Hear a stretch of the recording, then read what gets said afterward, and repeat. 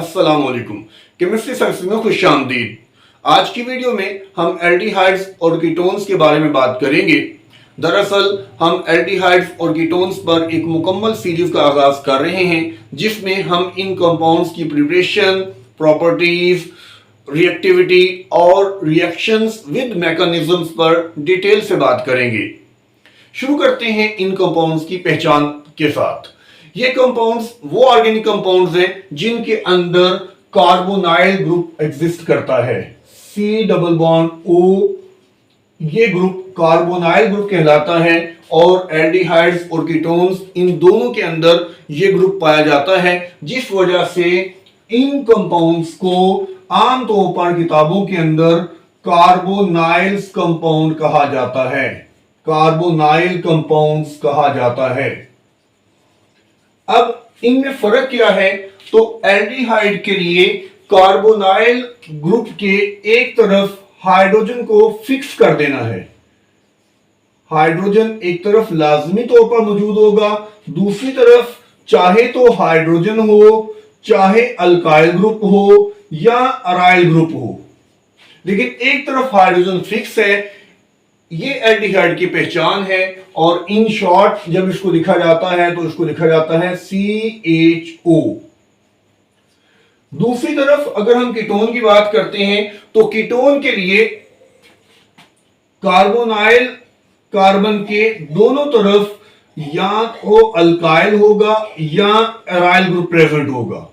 यहां हाइड्रोजन की कोई गुंजाइश नहीं बनती। ये कीटोन का स्ट्रक्चर है और कीटोन का ग्रुप है जिसे हम कार्बोनाइल ग्रुप ही कहते हैं, उसको आमतौर पर CO इस अंदाज में रिप्रेजेंट किया जाता है। एल्डिहाइड इसे फॉर्माइल ग्रुप भी कहते हैं। CHO ग्रुप फॉर्माइल ग्रुप कहलाता है और CO ग्रुप कार्बोनाइल ग्रुप कहलाता है। अब चूंकि रिएक्शंस के दौरान हमें इन कंपाउंड्स के नाम भी आने चाहिए, लिहाजा मैं आपको इन कंपाउंड्स के नाम पर छोटी सी एक डिस्कशन देता हूं और उसमें चंद एक कॉमन नेम्स आप याद कर लें। जो कॉमन नेम्स हम बार बार इस्तेमाल करेंगे उनमें एल्डिहाइड्स की अगर बात करें तो हमारे पास HCHO जो सिंपलेस्ट एल्डिहाइड है। आप नोट करें, ये फॉर्माइल ग्रुप और फॉर्माइल ग्रुप के साथ हमने सिंपलेस्ट फॉर्म के अंदर जो चीज लग सकती है हाइड्रोजन, उसको अटैच कर दिए। तो ये आपको सिंपलेस्ट एल्डिहाइड मिलेगा जिसका नाम है फॉर्मल्डिहाइड। फॉर्मल्डिहाइड कॉमन नेम है, आप इसको याद रख लें। और इससे नेक्स्ट मेंबर उसमें हम अल्काइल यूज करेंगे और सबसे सिंपल अल्काइल वो है CH3। तो ये बन जाएगा हमारे पास दूसरा एल्डिहाइड और इस दूसरे एल्डिहाइड का नाम है एसिटल्डिहाइड। फिर नेक्स्ट हम एक और अल्काइल अगर लगा लें, इससे next alkyl CH3 CH2 CHO, इसे कहते हैं प्रोपियोनल्डिहाइड। कॉमन नेम्स हैं तो कोशिश करें कि जैसे मैं इनको बता रहा हूं, बोल रहा हूं, लिख रहा हूं, आप इन्हें याद कर लें। एक एरोमेटिक वाला लिख लेते हैं कि जब फिनाइल ग्रुप इसके साथ जुड़ा होता है, phenyl group C6H5CHO, this is known as benzaldehyde. Benzaldehyde. ये हमारे पास चंद एक एल्डिहाइड्स हैं जिनको हम बहुत ज्यादा यहां पे इस्तेमाल करने वाले हैं इस चैप्टर की स्टडी के दौरान, और ये नाम आपको अच्छी तरह याद रहने चाहिए। अच्छा, इसके साथ ही आप आईयूपैक नेम्स को भी पढ़ लें और आईयूपैक नॉमेनक्लेचर के अंदर आपको याद रखना चाहिए कि एल्डिहाइड्स आर नेम्ड एज अल्कनल। अल्कनल यानी अल्केन के नाम के अंदर थोड़ी सी आपने तब्दीली करनी है, ई को हटा के AL लगा देना है, अल्कनल। और अल्केन का नाम यहां क्यों इंपॉर्टेंट है? क्योंकि कार्बन नंबर आपको हेल्प करेगा अल्केन का नाम जानने में। नोट करें, यहां एक कार्बन है तो एक कार्बन वाले अल्केन को हम कहते हैं मीथेन। तो मीथेन से आप ई हटाएं और AL लगा दें तो फॉर्मल्डिहाइड का आईयूपैक नेम बन जाएगा मेथनल। इसी तरह से एसिटल्डिहाइड, इसमें आप नोट करें 2 कार्बन हैं, 2 कार्बन वाले अल्केन को कहते हैं इथेन, और इथेन का ई हटा के एल लगा दें तो दिस विल बिकम एथनल। आगे चलेंगे, प्रोपेनल्डिहाइड में आप नोट करें 3 कार्बन है और 3 कार्बन वाले अल्केन को हम कहते हैं प्रोपेन, तो वहां से इसका नाम बन जाएगा प्रोपनल। प्रोपनल। और बेंजल्डिहाइड चूंकि एरोमेटिक एल्डिहाइड है और एरोमेटिक एल्डिहाइड अपने स्पेशल नेम के साथ ज्यादा बेहतर तरीके से जाने जाते हैं, इसलिए इसके लिए हमें आईयूपैक नेम लिखने की जरूरत नहीं है। दूसरी तरफ हम बात करेंगे कुछ कीटोन्स की, और उसमें जो सबसे सिंपल कीटोन है वो हमारे पास है CH3COCH3 CH3COCH3। इसका ज्यादा मशहूर नाम कॉमन सिस्टम के अंदर एसीटोन है, जबकि बाज़ इसको डाईमिथाइल कीटोन भी कहा जाता है। डाईमिथाइल कीटोन, बाज़ किताबों ने ये नाम भी लिखा होता है, हमें दोनों नाम आने चाहिए लेकिन ज्यादा मशहूर नाम एसीटोन है। इसी तरह से इससे नेक्स्ट अगर कीटोन की बात करें तो किसी एक तरफ आप अल्काइल चेंज कर दें, मिथाइल से ऊपर इथाइल, CH3 CH2 COCH3। तो आप नोट करें कि अब एक तरफ मिथाइल है दूसरी तरफ इथाइल है, तो इसे हम कहते हैं ethyl methyl ketone. Ethyl methyl ketone. और एक हम लिख लेते हैं इसके अंदर एरोमेटिक को, और उसके लिए आपको एक तरफ मिथाइल ग्रुप यूज करना है और एक तरफ आप यूज कर लें फिनाइल ग्रुप। तो फॉर्मूला बन जाएगा C6H5COCH3। This is known as acetophenone. अब इसको मिथाइल फिनाइल कीटोन भी कह सकते हैं, लेकिन this is most commonly known as acetophenone. Acetophenone या methyl phenyl ketone. IUPAC nomenclature में अगर इनको देखा जाए तो मैं आपको बता दूं कि जैसे एल्डिहाइड्स अल्कनल कहलाते हैं, कीटोन्स अल्कानोन कहलाते हैं। अल्कानोन। नोट करें, ई हटा के ONE लगाना है। एल्डिहाइड में AL लगता है और कीटोन में ONE लगता है। तो उसमें आप गौर करिएगा कितने कार्बन है। यहां पे हमारे पास एसीटोन में 1 2 3 कार्बन है, तो 3 कार्बन वाले अल्केन को हम कहते हैं प्रोपेन। तो प्रोपेन से बन जाता है प्रोपानोन। प्रोपानोन। इसी तरह से 4 कार्बन है, तो 4 कार्बन वाले अल्केन को हम ब्यूटेन कहते हैं, तो वहां से नाम बन जाता है ब्यूटानोन। ब्यूटानोन। एक बात जहन में रखनी चाहिए कि चूंकि कीटो ग्रुप यानी कार्बोनाइल ग्रुप दरमियान में आता है, चेन के दरमियान में होता है, इसलिए जहां कहीं इसकी नंबरिंग की जरूरत पड़े वहां पे इसको नंबरिंग करनी लाजमी है। यहां तो है जरूरत नहीं पड़ रही, लेकिन इससे नेक्स्ट जो हमारे पास कीटोन है लाइक 5 कार्बन वाली, वो पेंटानोन है। और पेंटानोन 2 तरह की होती है, एक 2 पेंटानोन होती है और एक 3 पेंटानोन होती है।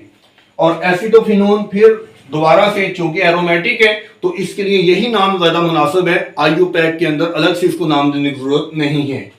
अब नेक्स्ट हम इनकी प्रिपरेशन की बात करते हैं, और प्रिपरेशन में मैं आपको बता दूं कि डिफरेंट प्रिपरेटरी मेथड जो इस्तेमाल किए जाते हैं, उनमें से कुछ मेथड तो ऐसे हैं जो एल्डिहाइड कीटोन दोनों के लिए इस्तेमाल होते हैं, कुछ सिर्फ एल्डिहाइड के लिए इस्तेमाल होते हैं और कुछ सिर्फ कीटोन के लिए इस्तेमाल होते हैं। आज की इस वीडियो में हम पर्टिकुलरली उन मेथड्स पर बात करने वाले हैं जो एल्डिहाइड्स और कीटोन दोनों के लिए इस्तेमाल होते हैं, और वो 3 हैं। पहला मेथड ऑक्सीडेशन ऑफ अल्कीन्स का है, दूसरा मेथड ऑक्सीडेशन ऑफ अल्कोहल्स का है, और तीसरा मेथड है पायरोलिसिस ऑफ कैल्शियम और बेरियम साल्ट्स। शुरू करते हैं ऑक्सीडेशन ऑफ अल्कीन से। और अल्कीन्स के चैप्टर में हम पढ़ चुके हैं कि अल्कीन की ऑक्सीडेशन करने के कई एक तरीके हैं। इनमें जो तरीका एल्डिहाइड और कीटोन बनाने के लिए सबसे ज्यादा प्रोमिनेंट है वो है ओजोनोलाइसिस। ओजोनोलाइसिस यानी रिएक्शन विद ओजोन। ओजोनोलाइसिस के नतीजे में अल्कीन का डबल बॉन्ड ब्रेक कर जाता है और दोनों तरफ के जो कार्बन हैं वो कार्बोनाइल कार्बन में कन्वर्ट हो जाते हैं। अब ये डिपेंड करता है स्ट्रक्चर ऑफ अल्कीन के ऊपर कि वो कीटोन बनाएगी या एल्डिहाइड बनाएगी। तो इस टेक्निक को हम सीखते हैं, लेकिन उससे पहले आप इसका रिएक्शन देखें। फॉर एग्जांपल ये एक जनरल अल्कीन मैं यहां लिख रहा हूं, RCH डबल बॉन्ड CHR। ये एक जनरल अल्कीन है हमारे सामने और इसका जब ओजोन से रिएक्शन होगा तो ओजोन से रिएक्शन के नतीजे में, अच्छा इस रिएक्शन के करवाने के अंदर हमें जो चीजें रिक्वायर्ड होती हैं लाइक वाटर और जिंक रिक्वायर्ड होता है। अच्छा अब जब ये इससे रिएक्शन करेगा तो हमारे पास लेट्स से कि हम इसको R प्राइम कह लेते हैं, यानी एक डिफरेंट अल्काइल ग्रुप लगा लेते हैं, तो ये भी एक कार्बोनाइल कंपाउंड में कन्वर्ट हो जाएगा और ये भी एक कार्बोनाइल कंपाउंड में कन्वर्ट हो जाएगा। डबल बॉन्ड यहां से ब्रेक कर जाएगा और हर कार्बन का डबल बॉन्ड ऑक्सीजन से बन जाएगा। नोट करिएगा RC double bond OH plus R prime C double bond OH। तो इस तरह से ये बन जाएगा। अब इस रिएक्शन के मैकेनिज्म को भी इससे पहले हम डिटेल में देख चुके हैं, लेकिन मैं just for the revision purpose उसको रिवाइज करूंगा। नोट करें, इसमें पहले बात याद रखने वाली ये है कि जब ओजोनोलाइसिस का प्रोसेस होता है, अल्कीन ओजोन से रिएक्शन करती है, तो पहले जो कंपाउंड बनता है दैट इज वेरी अनस्टेबल मोलोजोनाइड।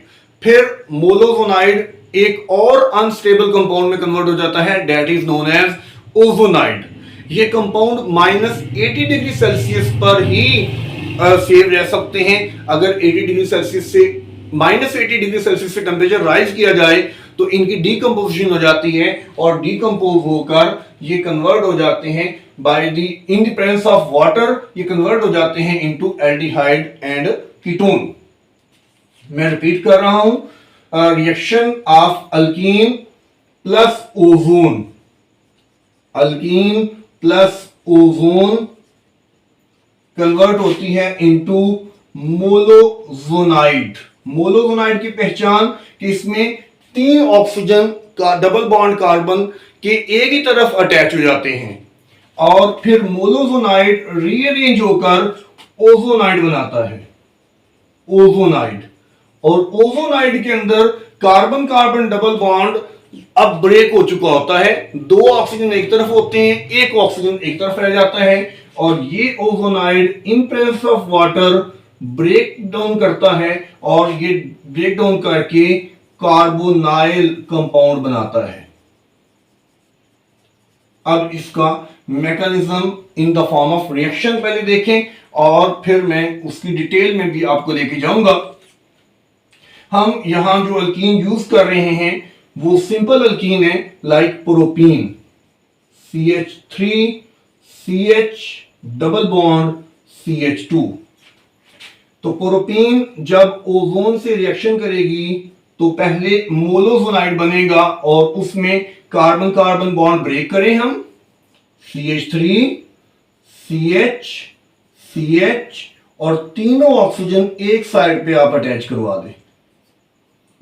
ये बन गया मोलोजोनाइड और मोलोजोनाइड नेक्स्ट स्टेप पे रीअरेंज करेगा और रीअरेंज करके ये बनाएगा ओजोनाइड। अब ओजोनाइड किस तरह से है कि ये ऑक्सीजन उठा के आप दूसरी तरफ ले जाएं, कार्बन कार्बन बॉन्ड ब्रेक कर देंगे, CH3 CH oxygen CH2 oxygen oxygen और तो ये मोलोजोनाइड है, ओजोनाइड है। अब ओजोनाइड फर्दर रिएक्ट करेगा विद वाटर और वाटर से रिएक्ट करके, वाटर बेसिकली करता क्या है, ये यहां से ऑक्सीजन को रिप्लेस करता है, निकालता है, इनफैक्ट ऑक्सीजन को रिमूव करता है और रिमूव करने से ये जो दोनों पार्ट होते हैं ये ब्रेक कर जाते हैं और ब्रेक करके ये कन्वर्ट हो जाते हैं इनटू कार्बोनिल कंपाउंड। जैसे कि आप यहां देख सकते हैं, अगर ये ऑक्सीजन मैं पानी को दे दूं तो यहां से H2O2 यानी हाइड्रोजन पर ऑक्साइड निकल जाएगी और ये जो हमारा कंपाउंड है ये बन जाएगा CH3 C double bond OH plus ये जो हमारा ये जो इसका पोर्शन है इस मॉलिक्यूल का ये कन्वर्ट हो जाएगा into C double bond O, इधर भी H लगा हुआ है दूसरी तरफ भी H लगा हुआ है। तो आप देख सकते हैं ये कौन से कंपाउंड है, एसिटल्डिहाइड और फॉर्मल्डिहाइड।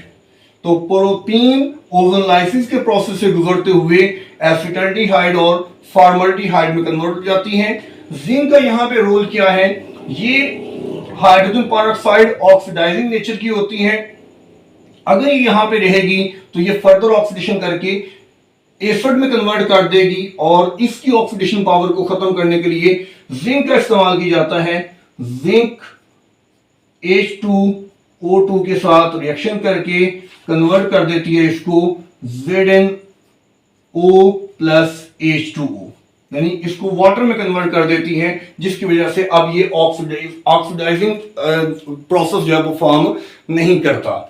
तो ये इसका रिएक्शन है जो मैंने थोड़ा सा स्टेप वाइज आपको बता दिया।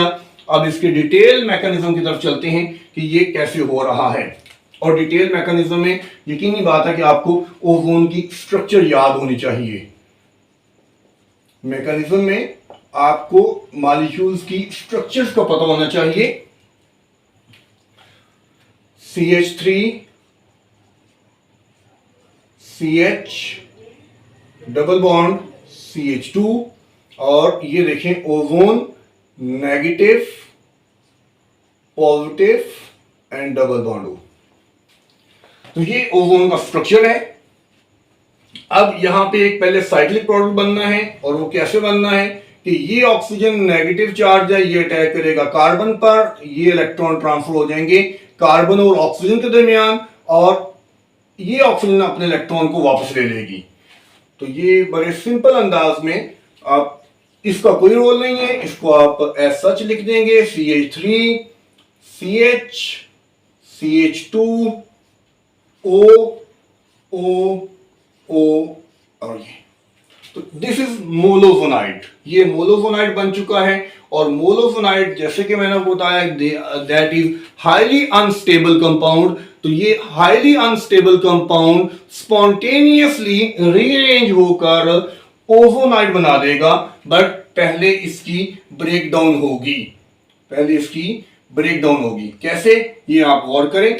मैकेनिज्म में दो चीजें बड़ी इंपॉर्टेंट है। एक तो आपको स्टेप्स याद रहें, स्टेप्स का नाम याद रखना इंपॉर्टेंट है। लाइक ये जो पहला स्टेप है ये होगा अटैक ऑफ ओजोन मॉलिक्यूल और दूसरा स्टेप है दैट इज द डीकंपोजिशन या ब्रेकडाउन ऑफ मोलोजोनाइड। मोलोजोनाइड की ब्रेकडाउन होने जा रही है और उसमें जो दूसरी चीज इंपॉर्टेंट है वो एरोज की डायरेक्शन है। जैसे मैंने यहां पे आपको एरोज लगा के दिखाए हैं, यहां पे भी दूसरी चीज जो है वो इंपॉर्टेंट जो है वो एरोज की डायरेक्शन है। तो एरोज किस तरह से हैं, ये इलेक्ट्रॉन यहां पे ट्रांसफर हो जाएंगे और यहां से इलेक्ट्रॉन इस तरफ चले जाएंगे। एज ए रिजल्ट यहां से ये बॉन्ड खत्म हो जाएगा, यहां पे डबल बॉन्ड बन जाएगा और यहां से बॉन्ड भी खत्म हो जाएगा। अब आप गौर करें कि एक प्रॉब्लम आ गया है कि इस कार्बन को कुछ नहीं मिल रहा, तो क्योंकि यहां से जब बॉन्ड इस तरफ ट्रांसफर हुआ है इस कार्बन को तो मिल गया है, इसका स्ट्रक्चर को आप बना लें CH2 double bond O, CH2 double bond O ये बन गया। ओपन करके बनाना चाहते हैं तो अब भी बना लें, ये बन गया आपके पास ये वाला structure CH2 double bond O ये बन गया। लेकिन अभी ये फाइनल स्ट्रक्चर नहीं है क्योंकि इसके साथ जो दूसरी स्पीशी बन रही है that is highly reactive species. वो किस तरह से बनेगी,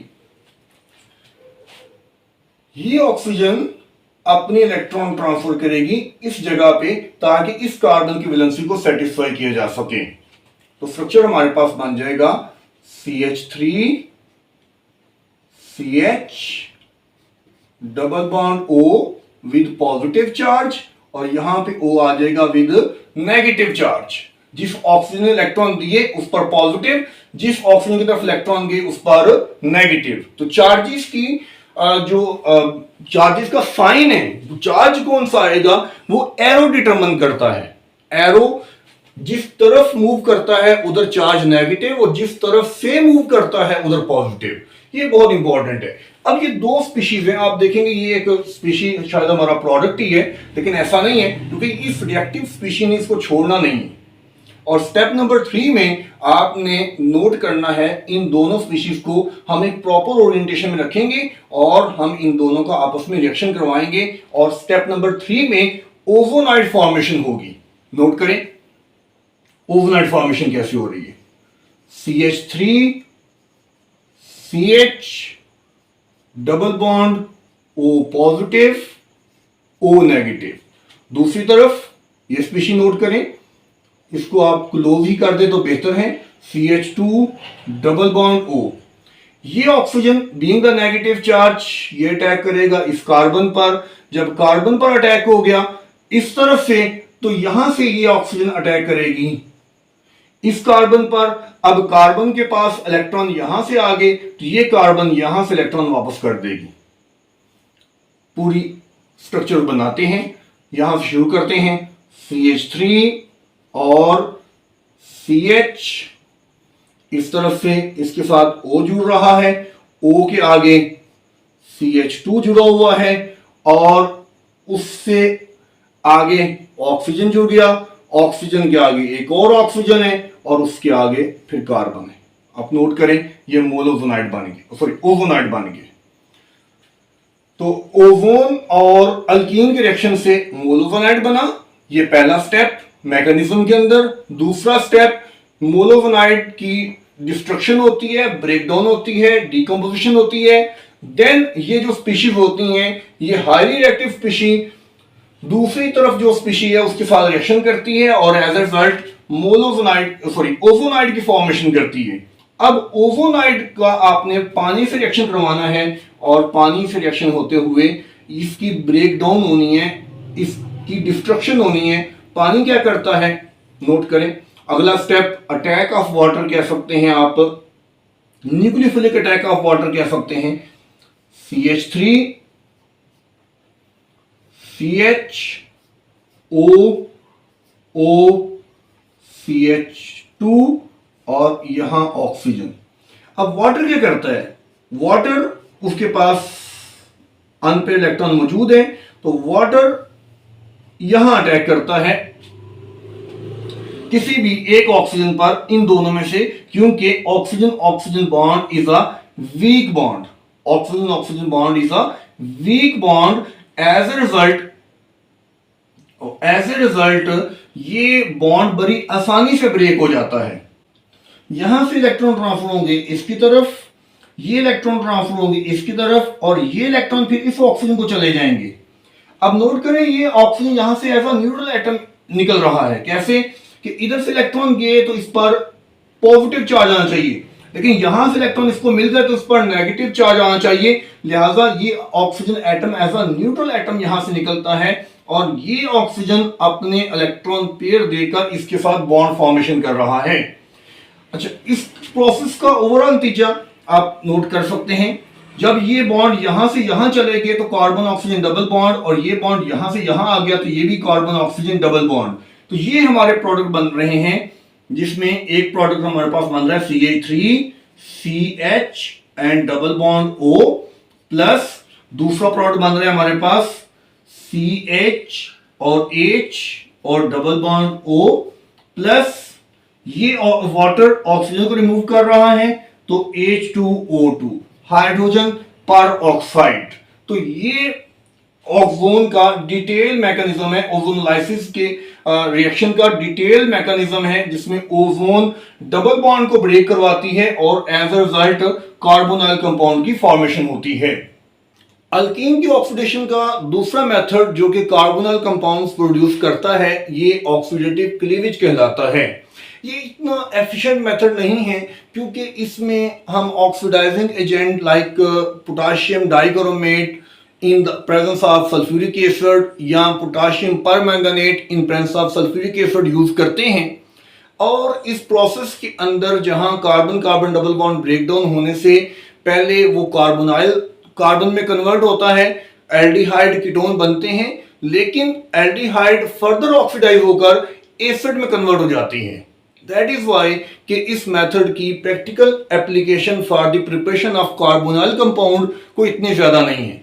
फिर भी ये मेथड एक इंपॉर्टेंट मेथड समझा जाता है और इसका रिएक्शन मैं आपके सामने लिख देता हूं। नोट करें, हमारे पास है RCH डबल बॉन्ड C और उसके साथ दो अल्काइल ग्रुप लगा लेते हैं। एक हम लगा लेते हैं R प्राइम और एक हम लगा लेते हैं डबल प्राइम। तो हमारे पास ये अल्कीन का एक स्ट्रक्चर आ गया है।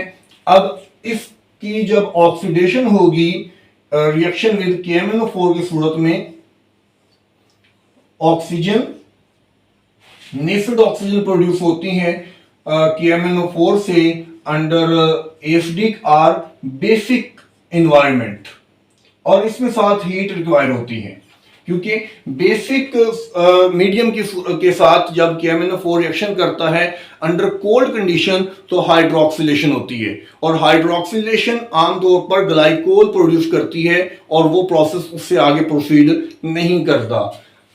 यहां पे पहले KMnO4 का अगर लेट्स से कि बेस की मौजूदगी में रिएक्शन करवाया जाए, लेकिन फर्दर उसको एसिडिक वाटर से ट्रीट किया जाए और साथ हीट किया जाए तो ग्लाइकोल की फर्दर ऑक्सीडेशन होती है, और ग्लाइकोल की ऑक्सीडेशन होने से एल्डिहाइड और कीटोन बनते हैं।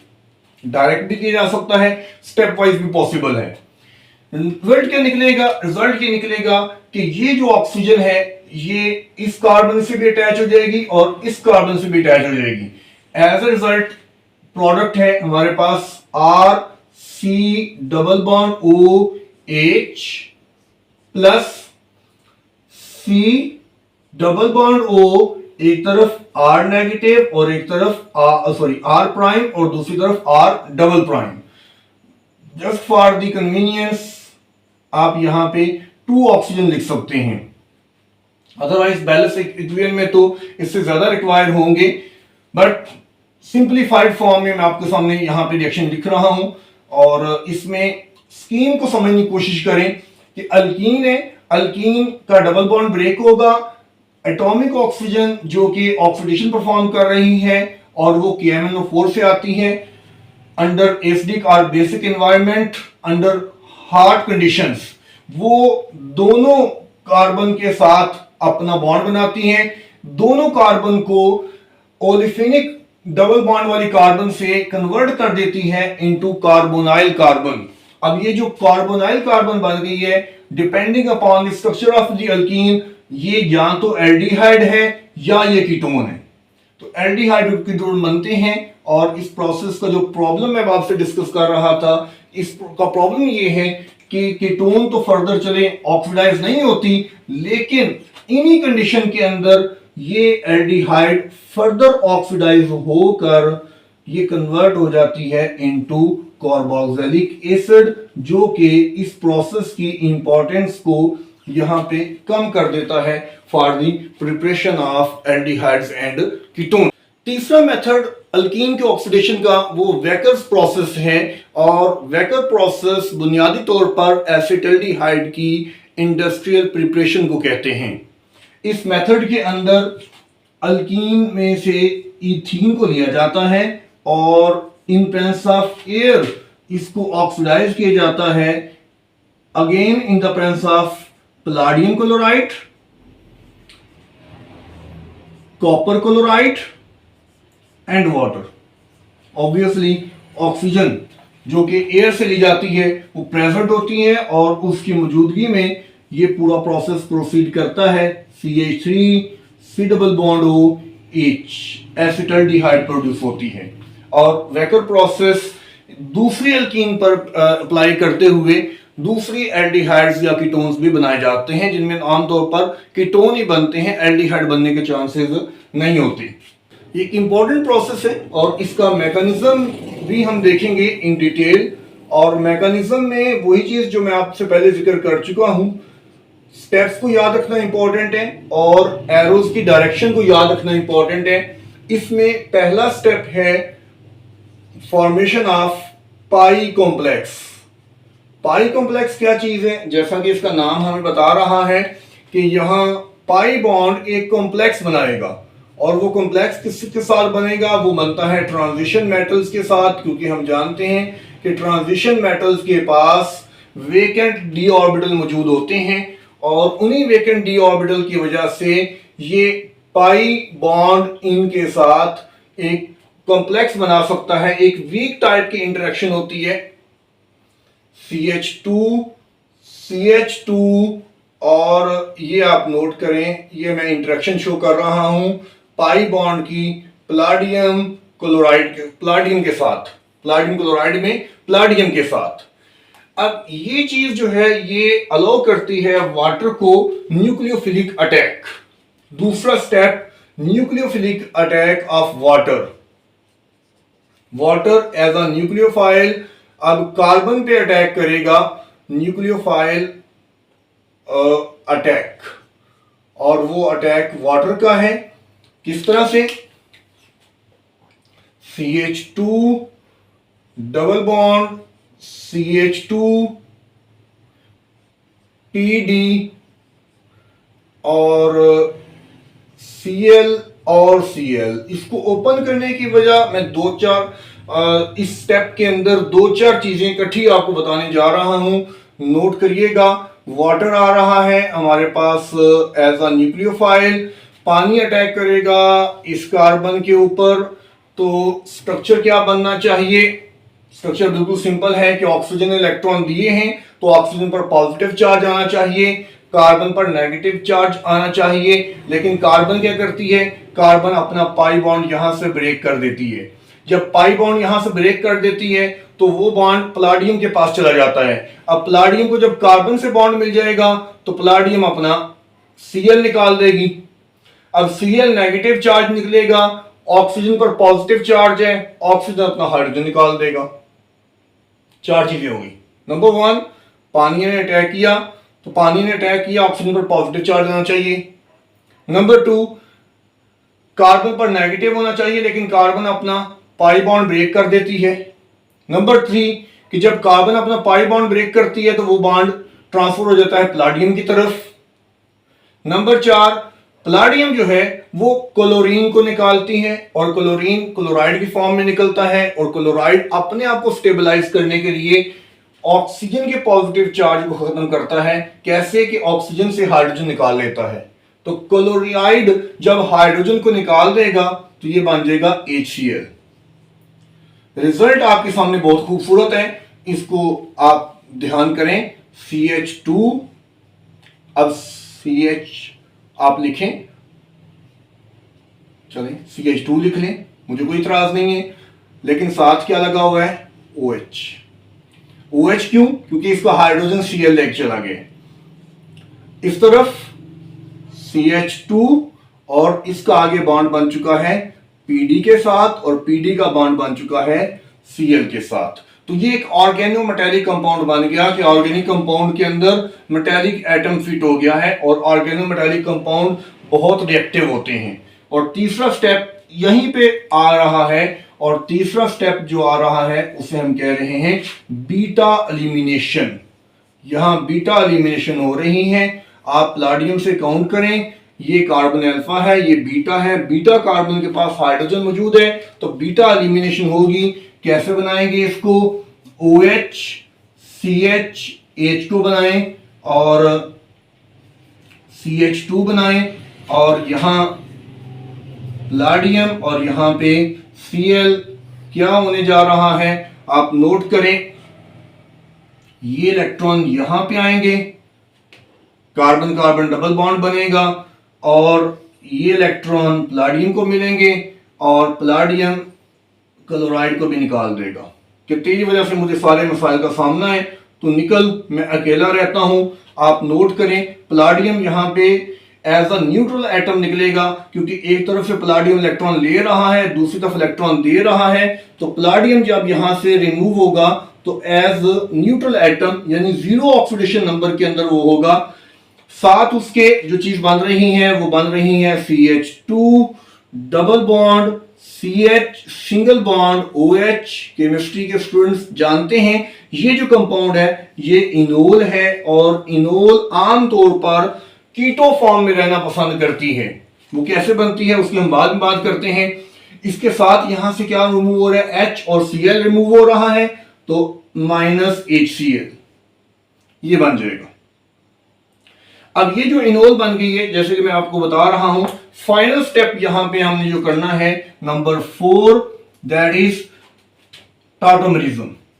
टाटोमरिज्म होगी और टाटोमरिज्म के नतीजे में इनोल फॉर्म कीटो फॉर्म में बदल जाएगी। CH2 double bond CHOH। यहां से इलेक्ट्रॉन यहां ट्रांसफर करें, ये इलेक्ट्रॉन यहां जाएंगे और रीअरेंजमेंट के नतीजे में हमारे पास आ जाएगी CH3 डबल बॉन्ड OH। तो इस तरह से एल्डिहाइड एसिटाल्डिहाइड फॉर्मेशन होती है यहां पे। अब नोट करें कि यहां palladium chloride as a catalyst अपना रोल प्ले कर रहा है। तो वो पलाडियम क्लोराइड अपना कैटलिस्ट कैसे रोल प्ले कर सकता है, यहां तो पलाडियम बन चुका है और क्लोराइड तो निकल जा चुका है HCl की फॉर्म में। तो ये काम दरअसल यहां पे कॉपर करता है। कॉपर में Cu+2 यहां मौजूद है, तो Cu+2 पलाडियम के साथ रिएक्शन करती है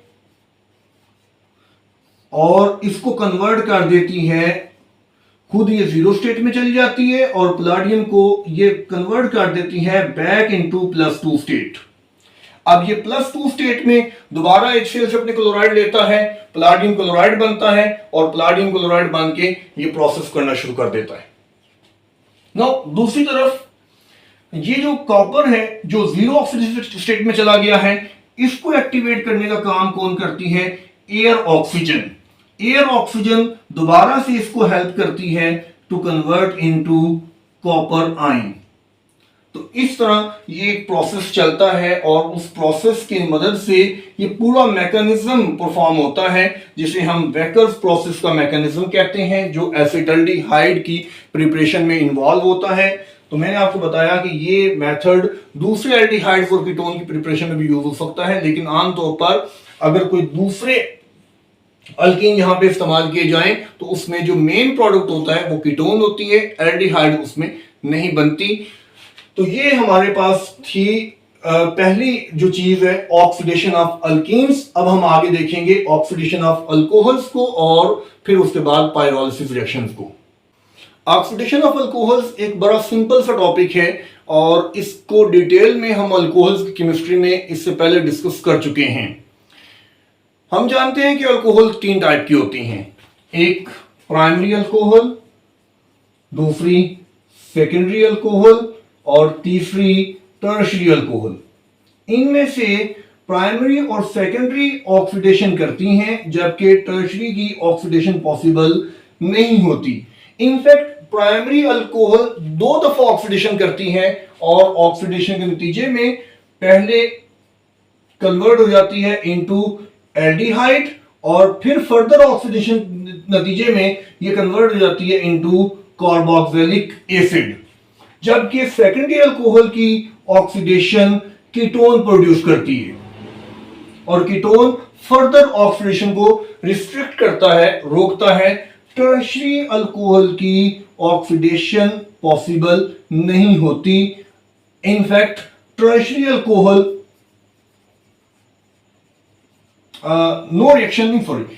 नो ऑक्सीडेशन कहना चाहिए, ऑक्सीडेशन नहीं होती, लेकिन टर्शियरी अल्कोहल एलिमिनेशन के थ्रू अल्कीन बनाती है और अल्कीन का फिर ये वाला मैकेनिज्म शुरू हो जाता है ऑक्सीडेटिव क्लीवेज वाला, और ऑक्सीडेटिव क्लीवेज के नतीजे में फिर उससे आगे एल्डिहाइड और कीटोन और एल्डिहाइड से फर्दर एसिड बनता है। तो टर्शियरी का जो मैकेनिज्म है इसको तो हम रहने देते हैं। अलबत्ता प्राइमरी और सेकेंडरी पर हम बात करते हैं कि प्राइमरी की ऑक्सीडेशन होती है टू फॉर्म एल्डिहाइड और सेकेंडरी की ऑक्सीडेशन होती है टू फॉर्म कीटोन। कौन कौन से ऑक्सीडाइजिंग एजेंट्स हैं उन पर मैं सिर्फ आपको थोड़ा सा बता देता हूं, बाकी डिटेल मैकेनिज्म आप अल्कोहल की केमिस्ट्री में जाके देख लें कि किस तरह से वो ऑक्सीडेशन परफॉर्म करते हैं। सबसे इंपॉर्टेंट जो यहां पे कैटलिस्ट है और सॉरी ऑक्सीडाइजिंग एजेंट है वो है पोटाशियम के जो सॉल्ट्स हैं, potassium dichromate in presence of sulphuric acid और potassium permanganate in presence of sulphuric acid. इसी तरह chromic oxide CrO3 in presence of sulphuric acid. ये डिफरेंट टाइप के ऑक्सीडाइजिंग एजेंट्स हैं जो यहां पे यूटिलाइज हो सकते हैं। एक इंपॉर्टेंट क्वेश्चन जो दिमाग में आता है कि एल्डिहाइड तक अगर रोकना हो तो फिर क्या किया जाएगा। तो एल्डिहाइड तक रोकने के लिए एक स्पेशल ऑक्सीडाइजिंग एजेंट होता है that is shortly known as PCC, pyridinium chlorochromate. Pyridinium chlorochromate ये एक स्पेशल ऑक्सीडाइजिंग एजेंट है जो प्राइमरी अल्कोहल्स को सिंपली एल्डिहाइड्स तक रिड्यूस रखता है, एल्डिहाइड को फर्दर कार्बोक्सिलिक एसिड के अंदर ये ऑक्सीडाइज नहीं करता। अच्छा, पाइरीडीनियम क्लोरोक्रोमेट। अच्छा, इसके अलावा एक और ऑक्सीडाइजिंग एजेंट भी है जो प्राइमरी को एल्डिहाइड में और एल्डिहाइड को फिर कार्बोक्सिलिक एसिड में कन्वर्ट करता है और वो है जोन्स रिएजेंट। तो ये डिफरेंट टाइप के ऑक्सीडाइजिंग एजेंट हैं जो लेबोरेटरी में यूटिलाइज होते हैं और यही ऑलमोस्ट लाइक पोटाशियम डाइक्रोमेट और पोटाशियम परमैंगनेट और क्रोमिक ऑक्साइड ये यूज होते हैं सेकेंडरी अल्कोहल को कीटोन में कन्वर्ट करने के लिए बाय द ऑक्सीडेशन प्रोसेस। तो इसको आप अल्कोहल की केमिस्ट्री में देखें, वहां से इसके मैकेनिज्म भी आप देख सकते हैं और इसकी डिटेल डिस्कशन भी आपको अल्कोहल्स की केमिस्ट्री के अंदर मिल जाएगी। हम चलते हैं अगले प्रोसेस की तरफ और वो है pyrolysis of calcium salts. Simplify करते हैं, pyrolysis. Pyrolysis it is the breakdown by heating, pyrolysis of calcium salts. अब इसके लिए जो डिफरेंट वर्ड्स हम यूज कर सकते हैं पाइरोलिसिस के लिए, destructive distillation, destructive distillation. Distillation ये होती है कि आप किसी भी चीज को हीट करते हो और हीट करके अगर वो लिक्विड है तो उसको हीट करके वेपर में कन्वर्ट किया और वेपर्स में कन्वर्ट करने के बाद उन वेपर्स को आप सेपरेट कर लेते हो। ये है सिंपल डिस्टिलेशन। डिस्ट्रक्टिव डिस्टिलेशन में हम सॉलिड से स्टार्ट करते हैं और सॉलिड को गैस में कन्वर्ट करते हैं और आमतौर पर इसमें सिंपली ये नहीं होता कि सॉलिड से गैस बन रहा है, बल्कि साथ ही साथ उस सॉलिड की ब्रेकडाउन भी होती है। और डिस्ट्रक्टिव डिस्टिलेशन को हम ड्राई डिस्टिलेशन भी कहते हैं, ड्राई डिस्टिलेशन। और इसी प्रोसेस का एक और नाम क्रैकिंग भी है, जिसे आप ऑर्गेनिक केमिस्ट्री में स्पेसिफिकली पेट्रोलियम इंडस्ट्री के अंदर अच्छी तरह जानते होंगे। तो ये मुख्तलिफ नाम है, pyrolysis, destructive distillation, dry distillation, cracking. अब कैल्शियम साल्ट्स की करनी है और कैल्शियम साल्ट्स कौन से हैं जिनसे आपको एल्डिहाइड और कीटोन मिलेंगे, फॉर्मल्डिहाइड मिलेगा, एसिटाल्डिहाइड मिलेगा। ये कहां से मिलेगा? तो वो सारे साल्ट्स दरअसल कार्बोक्सिलिक एसिड के साल्ट्स हैं। लाइक फॉर्मिक एसिड, उसका जब आप कैल्शियम के साथ कंपाउंड बनाएंगे वो बनेगा कैल्शियम फॉर्मेट। तो कैल्शियम फॉर्मेट को हीट करें। कैल्शियम फॉर्मेट अब कैसे होगा? तो फॉर्मिक एसिड का पहले आपको फॉर्मूला आना चाहिए HCOOH, HCOOH। लेकिन कैल्शियम के साथ बॉन्ड बनाना है तो इस तरह से होगा। अब कैल्शियम चूंकि दो बॉन्ड करती है, इसलिए आपको कैल्शियम फॉर्मेट में दो फॉर्मेट रिक्वायर्ड होंगे। तो इस तरह कैल्शियम फॉर्मेट बन गया। कैल्शियम फॉर्मेट को सिंपली जब हीट किया जाता है, मैं लिख देता हूं, आप इसके नोट्स ले लीजिएगा और इसको याद रखिएगा। कैल्शियम फॉर्मेट को जब सिंपली हीट किया जाएगा तो उससे जो प्रोडक्ट मिलता है that is known as formaldehyde. Formaldehyde बनता है और साथ जो चीज मिलती है वो है calcium carbonate, CaCO3, calcium carbonate. Calcium formate को जब हीट किया जाएगा, फॉर्मल्डिहाइड और कैल्शियम कार्बोनेट, फॉर्मल्डिहाइड। अच्छा, आपके पास इससे नेक्स्ट फॉर्मिक एसिड से अगला एसिड एसिटिक एसिड। तो एसिटिक एसिड का जब कैल्शियम से साल्ट बनाएंगे तो वो कहलाएगा कैल्शियम एसीटेट। अब वो किस तरह से है, तो आपको एसिटिक एसिड का पहले फॉर्मूला आना चाहिए। एसिटिक एसिड क्या होता है, CH3COOH, लेकिन H नहीं लगाना क्योंकि आपने इसका बॉन्ड करना है कैल्शियम के साथ, तो ये बन जाएगा कैल्शियम एसीटेट। अब प्रॉब्लम वही है कि कैल्शियम को 2 बॉन्ड चाहिए तो आपको 2 एसीटेट यूज करने पड़ेंगे, तो ये बन जाएगा calcium acetate. Calcium acetate, calcium acetate को हीट करेंगे तो आपको जो प्रोडक्ट मिलेगा वो कहलाता है acetone, CH3COCH3, acetone plus calcium carbonate, calcium carbonate. तो आप एक तो पैटर्न समझ लें कि कैल्शियम का कोई भी साल्ट होगा उसे आप हीट करें तो उसकी मदद से आपको रिस्पेक्टिव एल्डिहाइड या कीटोन मिलेगी। फॉर्मल्डिहाइड स्पेसिफिकली आपको तब मिलेगी जब कैल्शियम फॉर्मेट को हीट किया जाएगा।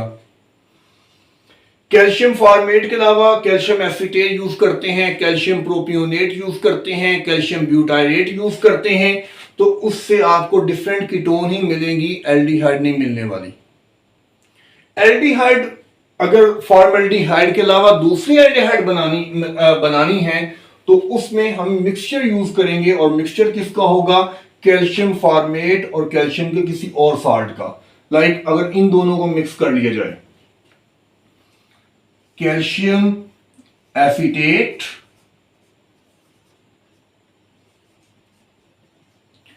और कैल्शियम फॉर्मेट को मिक्स कर लिया जाए,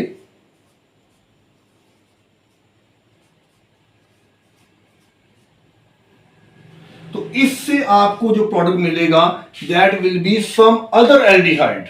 किस तरह से आप इसे बना सकते हैं, मैं जगार आपको बता देता हूं, एक तुक्का बता देता हूं।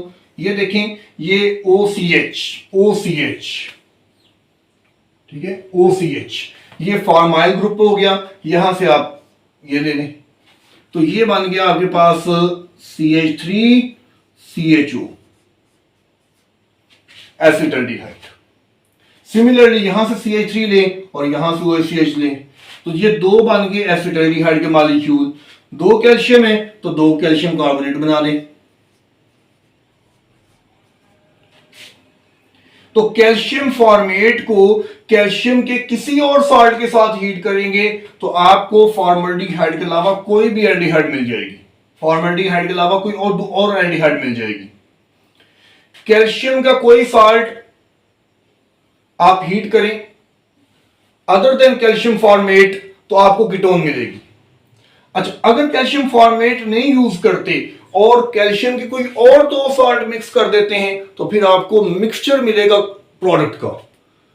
आपको दोनों की अपनी अपनी कीटोन भी मिलेगी और दोनों की मिक्स कीटोन भी मिलेंगी। तो ये एक मेथड है जिसको इंडस्ट्रियल लेवल पर और इनफैक्ट लेबोरेटरी में भी यूज किया जा सकता है और for the preparation of aldehydes and ketones. और इसमें जो सबसे इंपॉर्टेंट चीज है वो आपको ये स्कीम ध्यान में रखनी है कि कैल्शियम फॉर्मेट से आपको फॉर्मल्डिहाइड मिलेगी, कैल्शियम एसीटेट या कोई और साल्ट हो, प्योर साल्ट हो, उसमें कोई और दूसरा आपने मिक्स नहीं करना, तो उससे आपको डिफरेंट टाइप की कीटोन मिलेगी। और अगर आप कैल्शियम फॉर्मेट के साथ कैल्शियम का कोई सॉल्ट मिक्स करके इसको हीट करते हैं तो आपको डिफरेंट एल्डिहाइड मिलेंगी। और अगर कैल्शियम फॉर्मेट के अलावा कोई और कैल्शियम के सॉल्ट्स हैं उन्हें हम मिक्स करते हैं तो हमें मिक्सचर ऑफ कीटोन मिलेगा, जिसमें एक वो कीटोन होगी जो उनकी अपने अपने सॉल्ट से बनेगी और एक वो कीटोन होगी जो उन दोनों सॉल्ट के मिक्स होने से बनेगी। जैसे कि फॉर्मेट और एसीटेट के मिक्स होने से यहाँ पे एसिटल्डिहाइड बन रही है तो वहां पे भी मिक्स कीटोन बनेगी।